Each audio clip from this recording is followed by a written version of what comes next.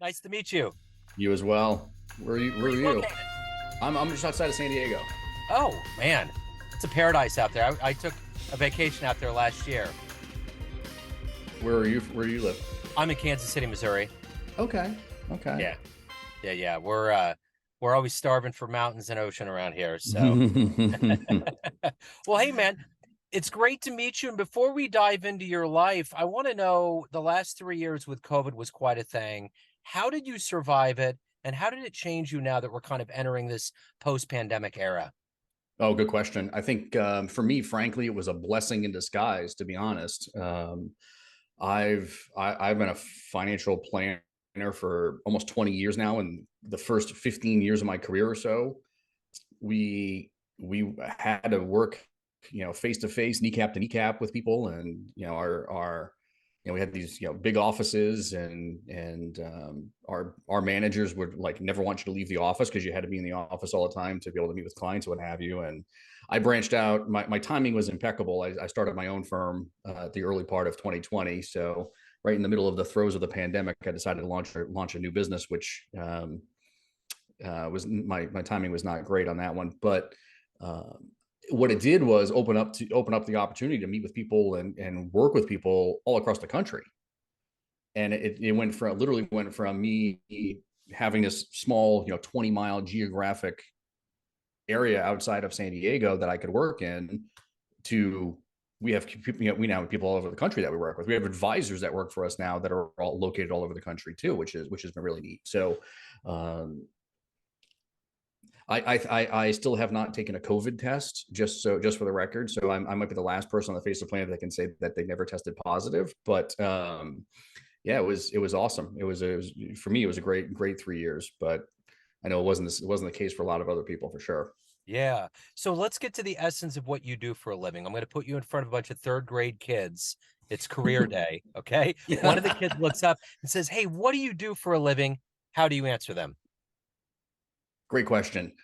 I do two different things. One, and if you're a third grade kid, I'm gonna say, do you know any of your parents ever get divorced, right? Any of your parents or any of your friends' parents ever get divorced, and now they're living in separate houses, and you have to go visit dad every other weekend and things of that nature. Anybody do that? And I'm sure the kids would probably raise their hand and say, yeah, I had a third grader that could have said yes to that. Well, my job is to make sure that when they go through that exercise, that they don't make a lot of financial mistakes through that experience, right? So they understand what they should be doing with the house, or what they should be doing with the money that they have saved up, or how to best spend the money that they do have coming in. So you, little Mr. and Mrs. Third grader, can make sure that you have a very successful, and you have a roof over your head, and you have a very successful life, because they're not making a lot of financial mistakes. So that's what I do. And then that's pretty much it. So, what did you want to be when you were in the third grade? What was your dream to grow up and become? Oh goodness. I probably was like a lot of third graders where I wanted to be something really cool, like a policeman or a firefighter or something. Probably a baseball player. I probably would have. And I got into golf really early on. So from a baseball or golf, and Yeah. then if I knew that wasn't going to pan out, probably like just please. I almost went into criminal justice right out of high school. That was going to be what I was going to do, but I'm not that tough. And you got to be tough to get into that line of work. Yeah, for sure. Well, let me ask you this. Let's talk about how you got to this point. Where were you born and raised, and how were these ideas of finance put into you to become who you are? Excellent question. I appreciate you asking. When I was 7 or 8 years old, so I probably would have been, was that second, maybe even third grade. I forget what age we that would have aligned with, what grade that would align with. But my parents went through a pretty challenging divorce themselves, and I remember, and I tell the story all the time. I remember that there was one time when one of my best friends growing up, he and his family brought over some groceries for us to help us fill our pantry. And I specifically remember when they came in and they put the box of groceries down on the counter. And I knew in that moment, even though I was, only 7 or 8 years old, that wow, things are really tough, right? My mom must be struggling. I'm sure my dad is struggling because I saw him working two jobs, trying to make sure that he was able to take care of us. And at the same time, going through the emotional tragedy that is divorce. It weighed on me for a very long time. And I remember two things. One, I felt very down on myself because I was kind of like, like, is this my fault? Right. That's maybe one of the things that I absorbed when I was a kid. And looking back, I'm like, that's just silly. Cause I now know that that wasn't the case. But secondarily, I knew I never wanted my own kids to ever feel that way about themselves and the financial struggles that I was going through and so on. I never wanted them to ever feel like, wow, are we going to be okay? And that's in many ways what kind of helped me gravitate to the work that I do as a financial planner. And um, I had a very early on, I had a passion for learning about investing and money and those types of things. And now I get to do it for a living in a couple different capacities. So who's Yeah. been kind of a hero for you in your life? Somebody that's been inspirational?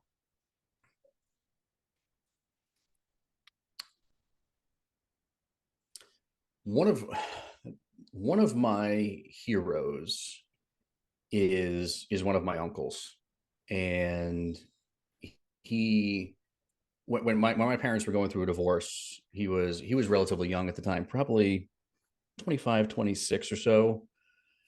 And I remember specifically, like, I always felt like he just took me under his wing, right? Like my dad was working a lot, and I lived with mom, and so I didn't really get a ton of time to spend with dad, even though he lived not too far away from us, so I did get to see him, just not as often as I had previously.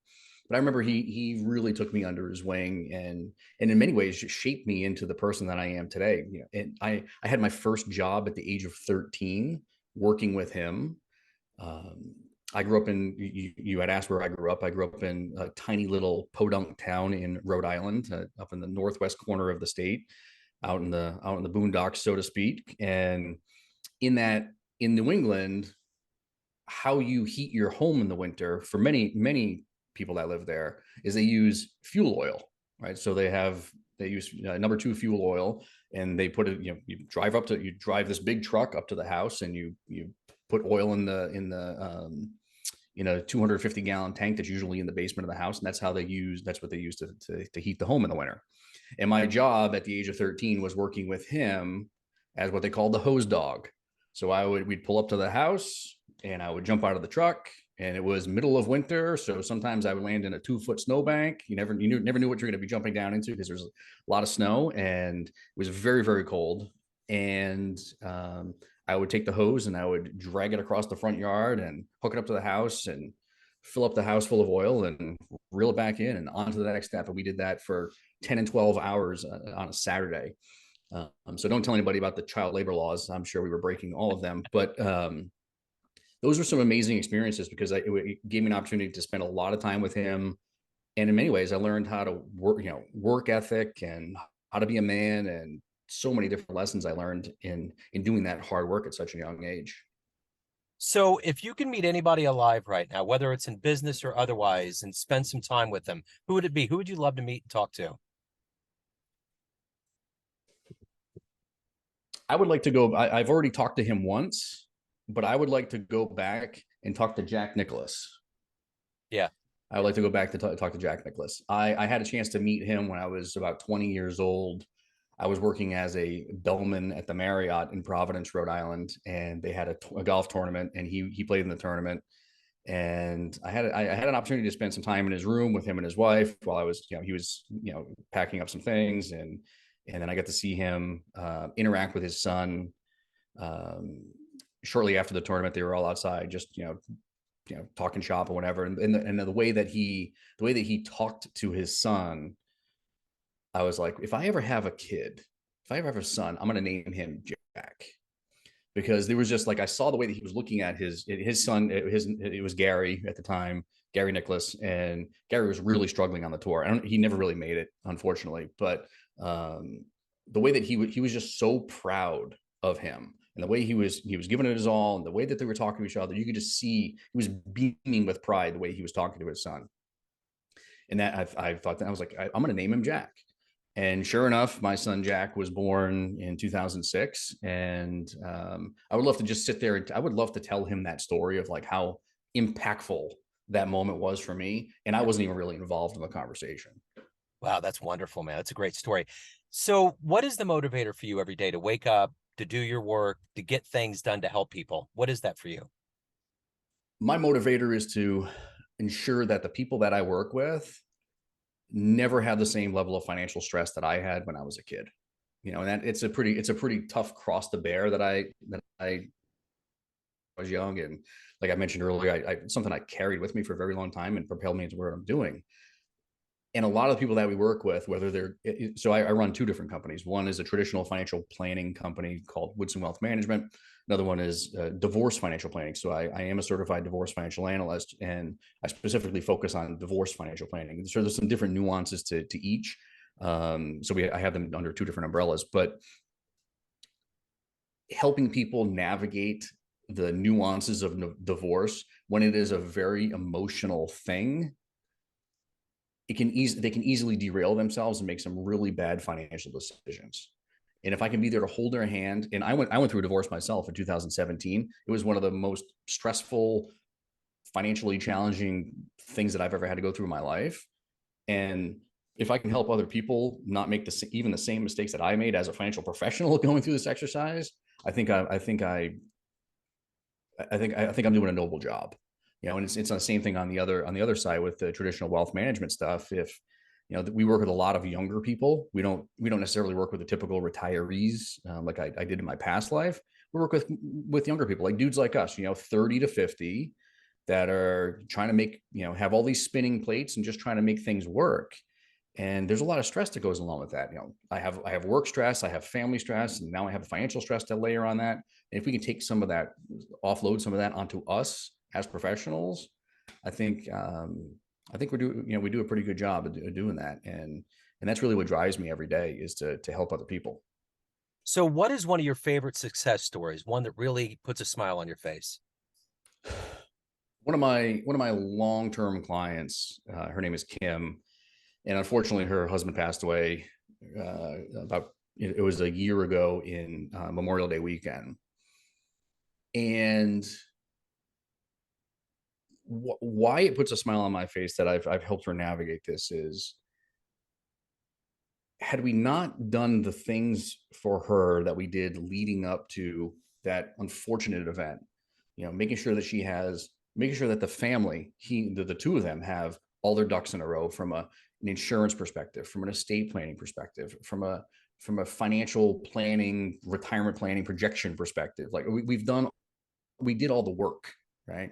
And then unfortunately that inevitable awful thing happened and he passed away. And she can spend her life, or she can spend the last year of her life going through the morning exercise and being able to move on with her life without worrying about all this other stuff. Right? She can spend time with her family. She's been able to travel. She's been able to go back and see her brother actually got sick. And so she was able to spend some time with him and take care of him and not have to worry about where the next paycheck is coming from. And do I have, now I have to go out and do this thing, or I have to go out and put my estate plan in place, or so on and so forth. We have all of it done. And we're not perfect. I'm not perfect by any stretch of imagination, but we did a damn good job of getting her set up if God forbid something happened. And sure enough, it did. And knowing we were prepared, you know, is really impactful, and it makes me feel good for sure. So, of all the things that you've done in your life up to this point, what are you the proudest of?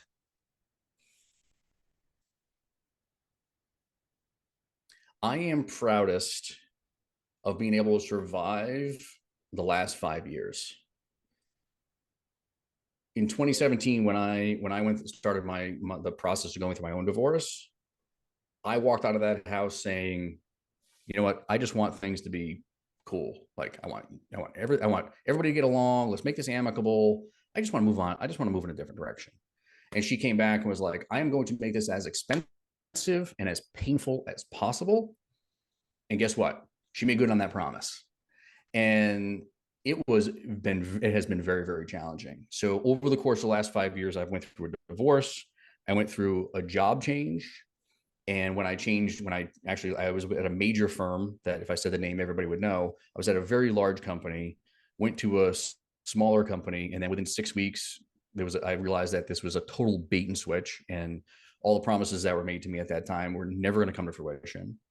So I would have my back up against the wall. So in the middle of COVID, I decided I was going to launch my own financial advisory firm and did that with 0 clients, 0 revenue, and 0 income. And we just added our 6th advisor to the team last Monday.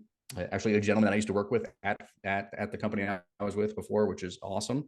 So we got to work together. So I think there have been all these things that have happened over the course of the last 5 years that may have taken down some other people and put them into a downward spiral. And by just putting one foot in front of the other and just trying to win the day, I've been able to, stand here in front of you and go, like, that was gnarly, but I got through it. Yeah. And now here I am, only 199 days, not that I'm counting, away from my alimony being over. So what has been the best advice you've ever gotten in your life?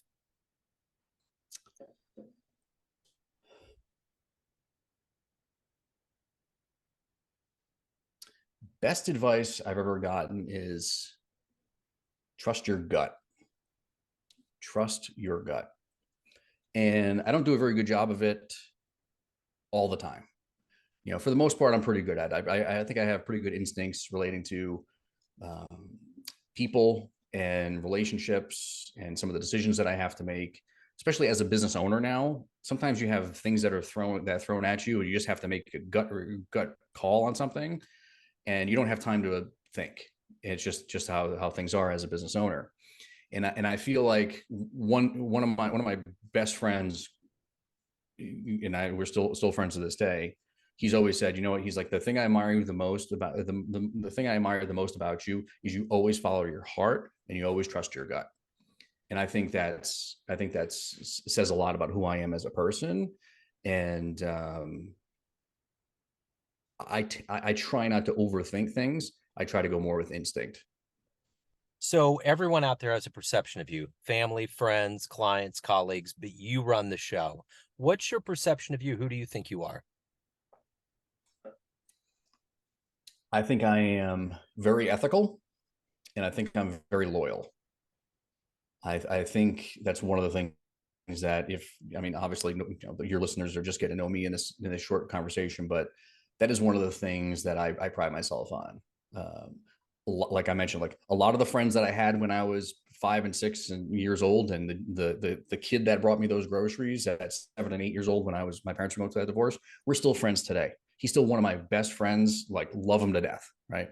And I feel like that's been the case with a lot of the people that have come in my life, because I am loyal to them and I treat them well, because we're just out here trying to figure this world out and try to make it. Right. And I think from an ethics perspective, you can't be in the line of work that I'm in with all the pressures that are all the pressure that you have to succeed and bring on more clients and generate more revenue and do this thing and do that thing. There's a lot that goes on in this industry to just try to make it. But if you're not ethical in how you go about doing it, you're not going to last very long. And this is my 18th year doing this. I'm going to blink, it's going to be 20 years. And I probably have another 10 to go, maybe 15 to go. I think ethics plays a huge part in the work we do. So if anyone out there wants to hire you, learn more about you, anything about your world, where can they go? I would send them to allegiantds.com, which is my divorce financial planning website, allegiantds.com. All my contact information is on there. You have access to my email. My cell phone's right here. You can call me, text me. Like, we don't do 800 numbers here. And that's probably the best place to find me related to the divorce financial planning.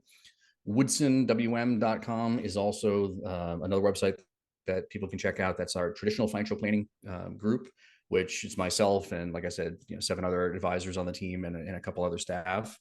And if they went to WOODSONWM.com, WoodsonWM.com, same contact information there. You can look at my background, my history, our team members. You can search for an advisor that's going to fit for what you're looking for if you need some help from a financial planning perspective. And those are probably the two best places to grab some time with us. Right on. Jamie, this has been great. Thank you for opening up. Thank you for your story. Best of luck with everything. I appreciate it, man.